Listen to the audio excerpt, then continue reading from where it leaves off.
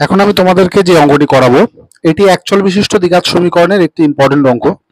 দেখো এখানে কি বলেছে, এম এর মান কত হলে 4x² plus 4 into 3m minus 1 into x plus m plus 7 equal to 0। এটি একটি দ্বিঘাত সমীকরণ। এই দ্বিঘাত সমীকরণের বীজ দুটি পরস্পর অনন্যক হবে।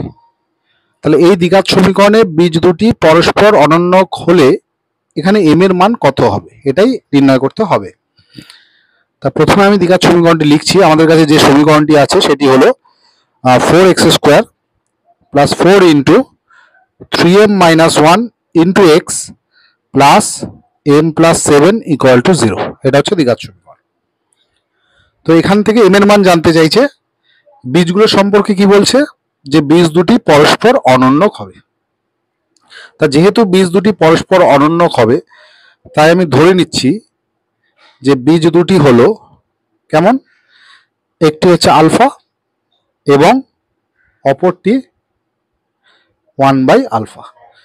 তাই তো, অনন্যক বলতে আমরা কি বুঝি, যদি দুটি সংখ্যার গুণফল 1 হয় তাহলে একটিকে অপরটির অনন্যক বলে। তাহলে সেক্ষেত্রে কি হবে, আলফার দেখো 1/α-কে গুণ করলে গুণফলটা কিন্তু আমাদের 1 হয়। তাহলে এক্ষেত্রে আলফা এবং 1/α পরস্পর অনন্যক। যেমন ধরো 3 এর অনন্যক হচ্ছে 1/3, 1/4 এর অনন্যক হচ্ছে 4, কারণ 3 এর সাথে 1/3-কে গুণ করলে গুণফল 1 হয়। আবার 1/4 এর অনন্যক হচ্ছে 1/4 এর সাথে আমরা 4-কে গুণ করলে গুণফল কত হবে, 1 হবে। কেমন? তাহলে সেক্ষেত্রে যেহেতু এখানে বীজ দুটি পরস্পর অনন্যক বলেছে তাই আমি ধরতে পারি একটি বীজ আলফা এবং অপরটি হলো 1/α।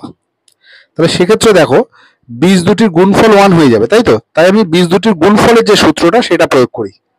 তো আমরা জানি একটা দ্বিঘাত সমীকরণের বীজ দুটির গুণফলের সূত্র হয় c/a। মনে পড়ছে, c/a। সিটা কি, দেখো এখানে x² যেটা তার যে সহগ সেটাকে ধরা হয় a, x এর সহগটাকে ধরা হয় b, আর যেটা ধ্রুবক সেটাকে ধরা হয় c। তাহলে বীজ দুটির গুণফল হচ্ছে c/a অর্থাৎ m প্লাস 7/4। ঠিক আছে, c মানে হচ্ছে এখানে m প্লাস 7/a মানে হচ্ছে 4। দুদিক থেকে আলফা আলফা ক্যান্সেল হয়ে গেল, ওপর নিচে কেটে গেল। আচ্ছা, তাহলে লেফট সাইডটা আমার থাকছে 1 ইকুয়াল টু এখানে থাকছে m প্লাস 7 ডিভাইডেড বাই 4। 4টাকে লেফট সাইডে মাল্টিপ্লাই করো, 1 এর সাথে 4 ইন্টু করলে 4 ইকুয়াল টু হবে m প্লাস 7, और m ইকুয়াল টু তাহলে হলো 4 মাইনাস 7 ইকুয়াল টু হচ্ছে -3। 4 মাইনাস 7 ইকুয়াল টু -3। আমাদের m এর মানটাই নির্ণয় করতে বলেছিল, m এর মান এসছে -3।